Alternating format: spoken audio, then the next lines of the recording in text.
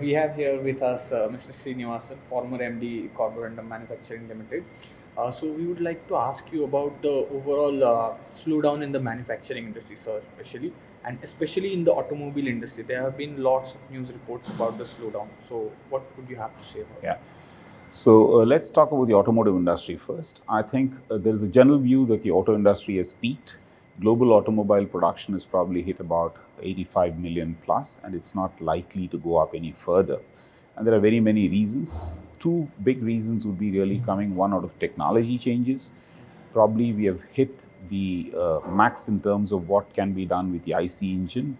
What it would get eventually replaced by, be it EV or something else, is work in progress, too early to predict.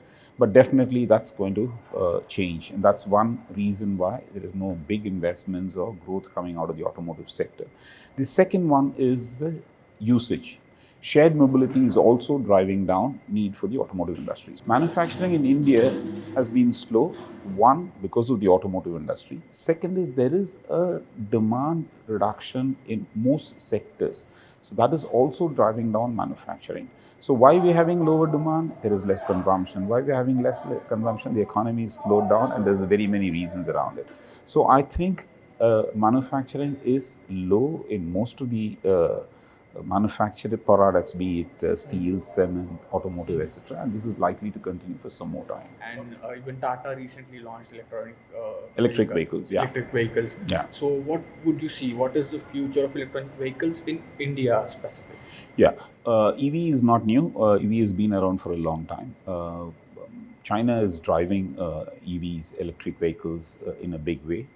In India, we may not go exactly the way the Chinese have gone with lithium batteries. We have today a large number of auto rickshaws in the northern part of India. We're registering something like about 11 to 12,000 auto rickshaws every month in the northern part of India. All of them are EVs, low cost. They're not really the kind of vehicle that you would be happy to make or buy. But it's low cost, it is value for money, and people are using it for shared mobility. EV in India would take some time to develop. It's still work in progress. And the ecosystem around which this can be built also has to come up, be it batteries, be it the charging stations, etc. So it's going to take time. It's not going to be easy and quick. Okay, so basically we would need a kind of infrastructure for using of EV in a long term. We do not have any big advantages in EV like the Chinese have. For example, we don't have any lithium source in India. So lithium batteries, which is the known power source, is going to be still largely imported. So unless we develop energy source which is local, this is going to be a challenge. The other things would evolve around the energy source, and depending on the kind of energy source, the charging stations and other infrastructure also would have to be built. Okay.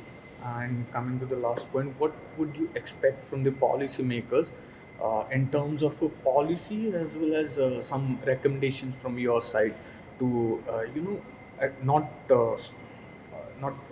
revolve the to create a turnaround in this manufacturing? Yeah, see, manufacturing is a very globally connected industry. It is not driven by just what happens in India, it is driven by what happens globally. There are three buckets. One is technological capability, the socio-political acceptability, and the economic viability. There are three buckets which drive these changes. If you go back and look at what are the big mega industries in which India has been successful, we have been hugely successful in the IT industry. And you look at what the governments did in such a space was pretty much nothing. What they did was they made an enabling environment where you had the 80 STP, where they had no income tax on for the IT industry for quite a period of time.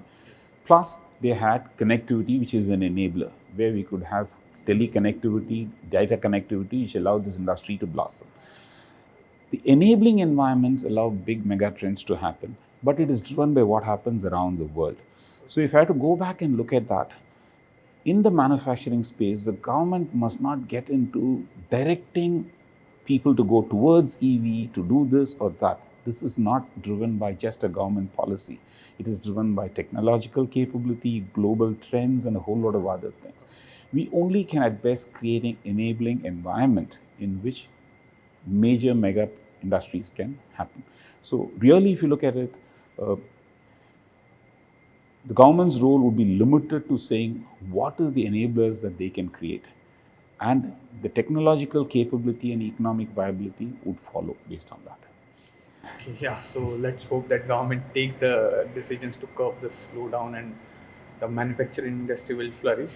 And Hopefully things should get better. The global economy itself is slowing down. So, like everybody was saying, we are at the fag end of a very large expansion period where things are slowing down globally. And with all the other socio-political changes and technological changes that are happening, we would see challenges in a short term, but longer term opportunities would always come up. If I look at manufacturing per se, Industry 4.0 would be a big change that as it happens. It would take manufacturing from the traditional current way of a flat globalized manufacturing to more discrete localized manufacture, which will open up opportunities in India for the Indian companies, not only in manufacturing but all the related industries. So we would get solutions not at the places we are looking at, but from newer things, and that's where the big growth is going to happen.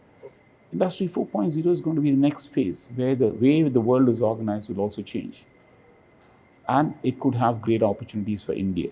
So we have to see how we end up participating in the future, and that is where the government could play an enabling role. thank you, thank Thank you. you.